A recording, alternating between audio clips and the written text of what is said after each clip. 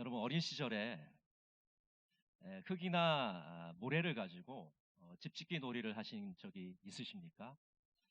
손 위에다가 막 모래나 흙을 덮으면서 우리가 두꺼비를 부르잖아요. 그렇죠? 두꺼봐 두꺼봐 헌집 줄게 새집 다오. 두꺼봐 두꺼봐 물기러 오너라 너희 집 지어줄게.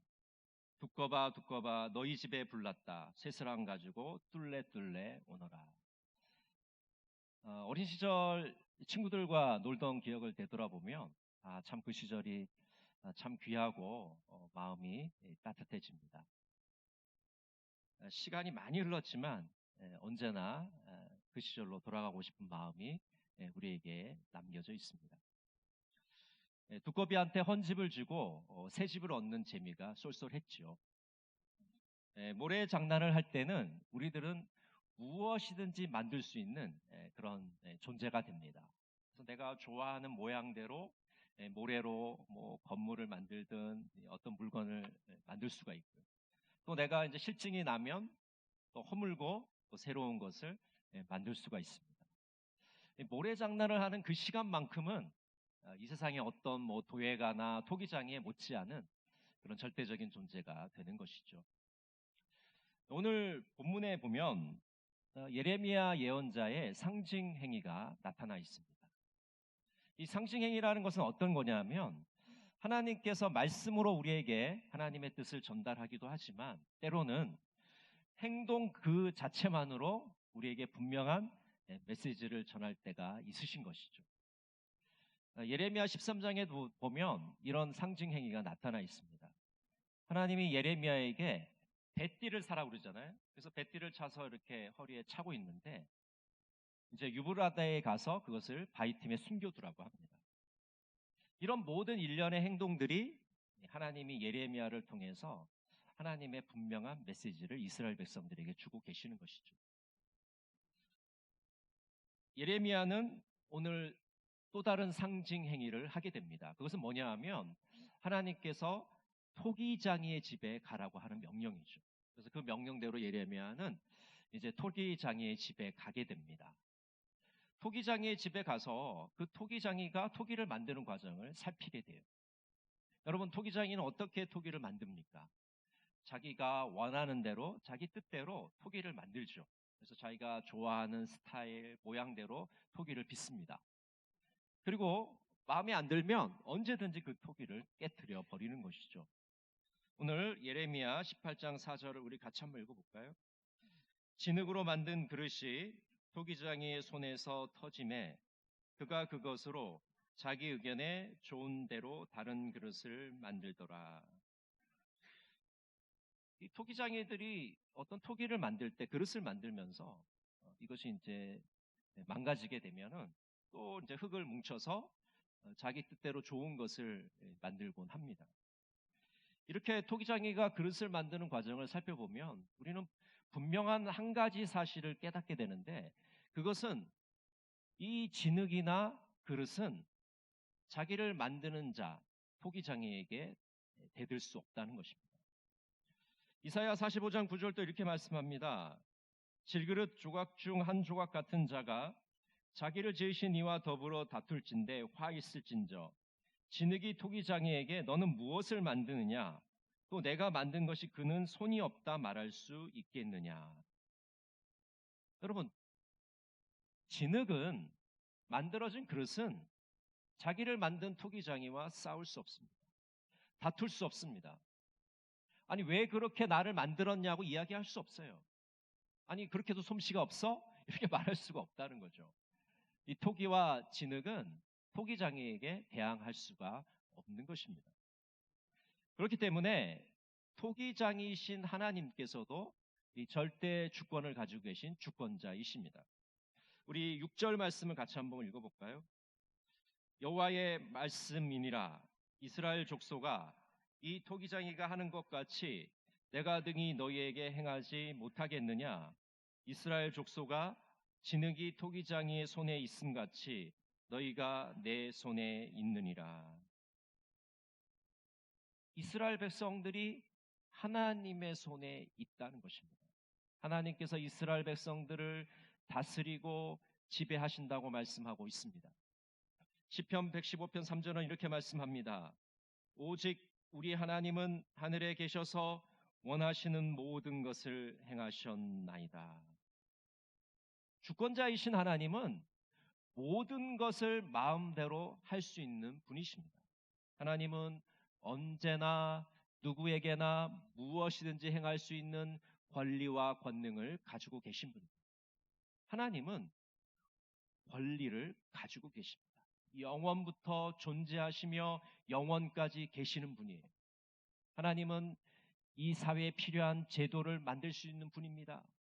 그리고 언제든지 하나님이 행하시는 것은 옳다는 것을 우리가 알게 됩니다. 이것이 바로 하나님의 권리입니다. 또 하나님은 권능을 갖고 계시는데 자기가 하고 싶은 모든 것을 하실 수 있는 권능을 가지고 계십니다. 사람들 중에는 자신이 모든 것을 할 수 있다고 말하는 사람들이 종종 있습니다. 나는 모든 것을 할 수 있습니다. 그러나 우리가 알고 있는 것은 그렇게 말하는 사람조차도 사실은 모든 것을 할 수 없다는 사실이죠. 그것은 허풍에 불과한 겁니다. 객기에 불과한 것입니다.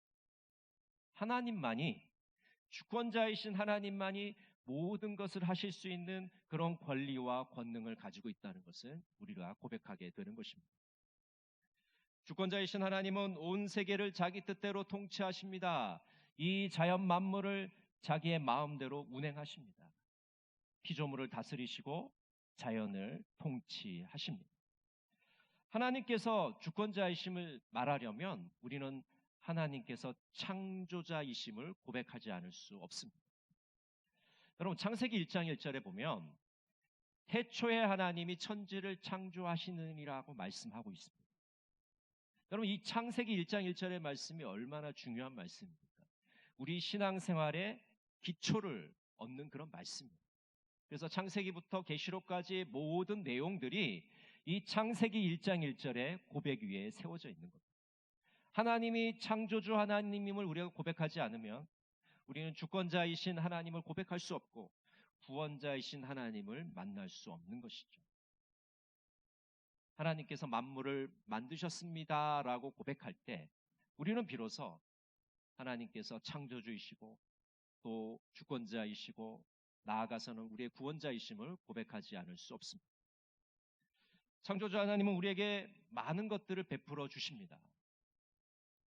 자연을 만들어 주시고 또 이 자연 속에서 또 우리가 행복을 누릴 수 있도록 만들어 주시는 것이죠. 또 이렇게 오늘은 날씨가 덥지만 이렇게 좋은 사계절을 주셔서 봄의 그 아름다움을 누리게 하시고 또 여름의 계절의 그 묘미를 느끼게 하시고 또 가을을 맛보게 하시고 겨울을 누리게 하십니다. 그리고 법과 질서를 주셔서 그 법과 질서 속에서 우리가 살아가도록 해주시는 것이죠.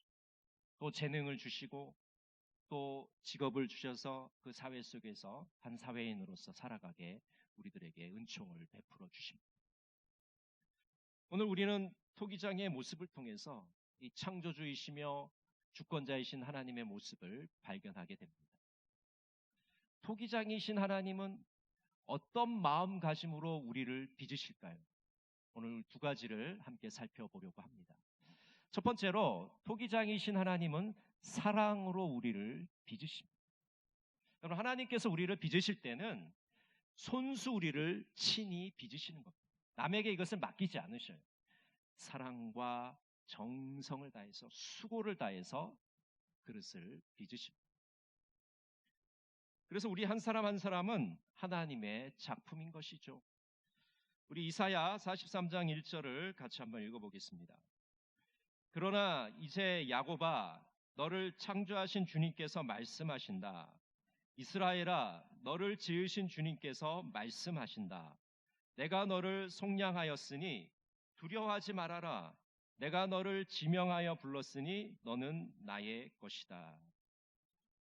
우리를 창조하신 주권자이신 하나님은 우리들에게 뭐라고 말씀하십니까? 너는 나의 것이다. 여러분, 여기 나의 것이다는 말은 너는 나의 소유다라고 말씀하시는 겁니다. 너는 나의 보물이다.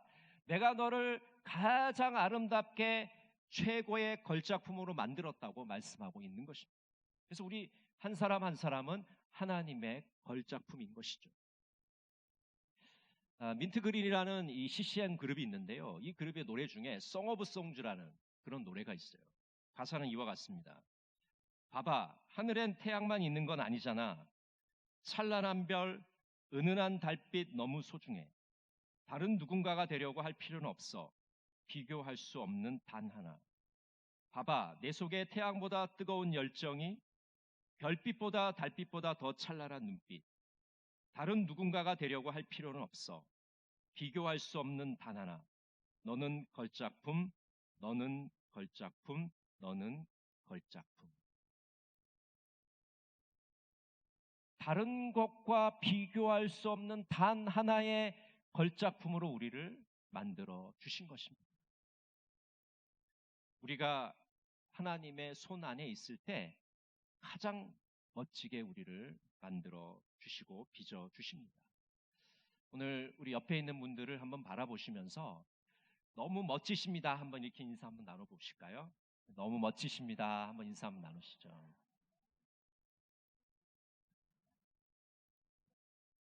네, 여러분 옆에 계신 분들이 멋지세요? 네, 내 마음이 멋진 사람은 다른 사람도 멋지게 보일 겁니다. 왜 안 그러겠어요? 이 세상에서 단 하나 하나님의 귀한 작품 아니겠습니까? 그러니까 너무나도 멋지고 귀한 예술 작품인 것이죠. 신명기 32장 10절은 이렇게 말씀합니다. 여호와께서 그를 황무지에서 짐승이 부르짖는 광야에서 만나시고 호위하시며 보호하시며 자기 눈동자같이 지키셨도다. 하나님께서는 사랑으로 우리를 빚어주시고 사랑으로 우리를 돌봐주십니다. 그래서 눈동자같이 우리를 지켜주신다고 말씀하고 있습니다. 여러분, 사람의 눈동자 얼마나 귀합니까? 우리가 보지 못한다면 얼마나 힘들까요? 하나님께서도 마치 눈동자같이 그렇게 귀하고 소중하게 우리를 지켜주시겠다고 말씀하고 있는 것이죠. 이렇게 사랑으로 빚으신 하나님께 우리는 순종하는 삶을 살아가야 됩니다. 여러분, 우리가 만약 하나님께서 우리를 아름답게 빚기를 원하시는데 계속해서 반항하고 저항하고 대항한다면 하나님께서 우리를 마음 편하게 빚을 수 있으실까요? 편하게 우리를 빚을 수 있도록 순종하는 마음으로 하나님 앞에 나가야 됩니다. 온전히 하나님께 내어드려야 됩니다. 우리가 하나님께 순종하면 정말 귀한 그릇으로, 아름다운 그릇으로 우리를 빚어 가시는 것입니다. 우리를 사랑으로 빚어 가신 하나님께 온전히 내어드리시는 우리 동광의 모든 성도들이 되시기를 간절히 바랍니다. 두 번째로 하나님은 우리를 어떻게 빚으실까요? 새롭게 빚으신다고 말씀하고 있습니다. 토기장에는 그릇을 만들다가 망가지면 다시 이렇게 뭉쳐서 새로운 그릇을 만듭니다. 그와 마찬가지로 하나님께서도 우리 인생을 새롭게 빚으시고 새롭게 만들어 가십니다. 예레미야 18장 7절부터 10절 말씀 우리 천천히 같이 한번 읽어보겠습니다. 내가 어느 민족이나 국가를 뽑거나 부수거나 멸하라 할 때에 만일 내가 말한 그 민족이 그의 악에서 돌이키면 내가 그에게 내리기로 생각하였던 재앙에 대하여 뜻을 돌이키겠고 내가 어느 민족이나 국가를 건설하거나 심으려 할 때에 만일 그들이 나 보기에 악한 것을 행하여 내 목소리를 청종하지 아니하면 내가 그에게 유익하게 하리라고 한 복에 대하여 뜻을 돌이키리라. 하나님께서는 국가와 민족의 관계에서 그들의 행동을 유심히 살펴보십니다. 그들이 어떤 행동을 하느냐에 따라서 하나님과의 관계가 달라지게 되는 것이죠. 하나님께서 어떤 나라를 멸하려고 마음 먹으셨어도 그들이 회개하고 돌아오면 하나님께서 뜻을 돌이키십니다. 그 대표적인 예가 요나서에 나와 있습니다. 여러분, 하나님께서 요나에게 명령을 내리셨죠. 니느웨에 가서 하나님의 심판을 외쳐라. 근데 요나는 어떻게 했습니까? 니느웨의 정반대인 다시스로 가는 배를 탔습니다. 그리고 풍랑을 만나게 되고 물고기 뱃속에까지 갇히게 됩니다. 거기서 요나는 물고기 뱃속에서 하나님께 회개하고 다시 니느웨로 가게 되죠. 그 니느웨에서 하나님의 심판을 외쳤을 때 니느웨 백성들이 임금으로부터 짐승에 이르기까지 하나님께 겸손하게 나와서 회개하게 됩니다. 그들이 하나님 앞에 철저히 회개했을 때 하나님께서 그 뜻을 돌이키게 되는 것이죠. 요나서 3장 10절에 보면 이렇게 말씀합니다.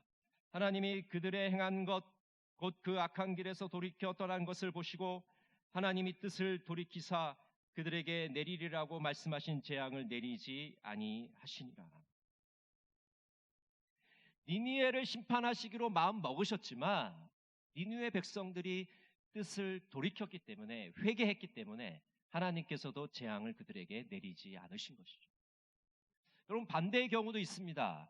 하나님께서 그 나라를 흥하게 하시고 건설하시고 심으려고 하시는데 그들이 하나님께 불순종하면 하나님께서도 그 뜻을 돌이키십니다.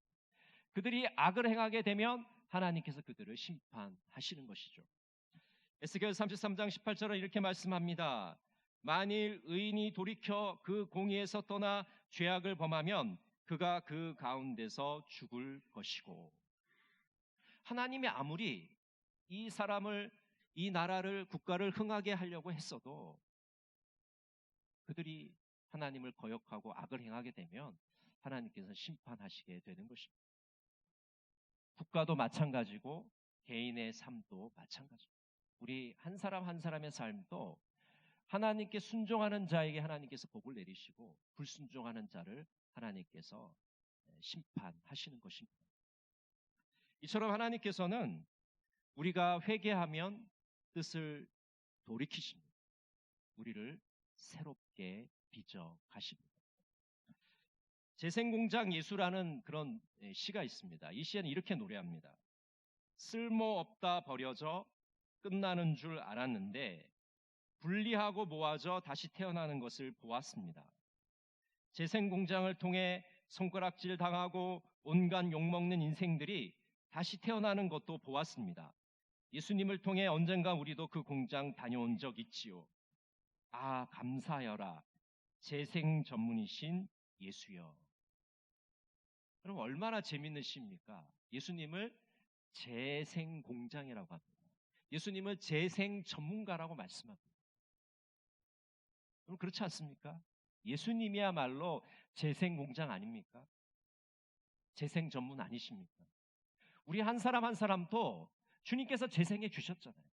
쓸모없다고 세상에서 버려졌지만 하나님께서 우리를 거둬주시고 모아주셔서 정말 새로운 것으로 빚어주시고 새로운 제품으로 우리를 만들어주셨습니다. 재생 전문이신 예수님의 손길을 통해서 새롭게 빚어진 것이죠. 신학자 케제만은 이렇게 말합니다. 하나님은 언제나 인간의 판단으로는 무익한 재료들, 곧 불경건한 자들을 통하여 역사하신다. 여러분, 어떤 재료들이십니까? 우리 인간의 생각에는 하나님께서는 유익한 재료들을 사용하시고 경건한 자들을 통해서 큰 일을 하신다고 생각합니다. 물론 그건 맞는 말이죠. 그러면 무익한 재료들, 불경건한 자들은 하나님이 다 쓸어버리십니까? 그렇지 않습니다. 인간적으로 생각해서 무익한 재료라고 생각하는 인생들, 불경건하다고 손가락 받는 그 인생들을 하나님은 재생하시고 다시 빚으셔서 새로운 삶으로 이끌어 주시는 겁니다. 우리를 다시 빚으시는 그 하나님을 온전히 의지하시는 여러분 모두가 되시기를 간절히 바랍니다. 여러분, 실패했다고 낙심하고 계십니까? 망했다고 절망하고 계십니까? 우리를 다시 빚으시는 그 하나님께 오늘 지금 이 시간 나가시는 여러분 모두가 되시기를 간절히 바랍니다. 김기성 목사님 이런 기도를 하셨습니다. 말씀으로 우리의 굳은 마음 녹여주시고 성령을 통하여 우리를 새롭게 빚어 하나님의 뜻을 가슴에 품게 하소서. 여러분, 하나님께서는 말씀과 성령을 통해 우리를 새롭게 빚어가십니다. 우리의 모난 부분들을 다 도려내시고 정말 하나님을 닮아가는 온전한 모습으로, 성숙한 모습으로 우리를 만들어 가시는 겁니다. 그래서 이 도자기를 빚는 모습을 보면 마치 우리의 신앙 여정의 삶과 비슷하다는 생각이 듭니다. 여러분, 도자기를 빚을 때 어떻게 합니까? 이 흙을 가지고, 이 먼지와 같은 티끌 같은 이 흙을 가지고 물을 부어서 반죽을 하고 원하는 모양을 빚고, 그리고 가마에 넣어서 굽지 않습니다. 우리의 신앙의 여정도 이와 같지 않습니까? 흙과 같은 인생이 물과 불이라는 연단과 시련을 거쳐서 정말 하나님이 원하시는 그런 모습으로 만들어져 가는 거예요. 성숙한 모습으로 발전되게 됩니다. 예수 그리스도를 닮아가게 되는 것이죠. 사랑으로 우리를 빚으시는 하나님, 새롭게 우리를 다시 빚으시는 하나님, 그 하나님이 바로 우리의 하나님이십니다. 바로 나의 하나님이십니다. 이번 한 주간도 우리를 새롭게 빚어가시는 그 하나님께 나가셔서 하나님의 크신 은총을 맛보시는 여러분 모두가 되시기를 간절히 바랍니다. 기도하겠습니다. 사랑의 하나님, 토기장이신 하나님께서 주권자이시며 창조주이심을 고백합니다. 사랑으로 우리를 빚어주시고 다시 새롭게 빚어주심을 감사드립니다. 토기장이신 예수님께 나아가 새롭게 변화되는 역사를 맛보게 하여 주시옵소서. 예수님의 이름으로 기도드립니다.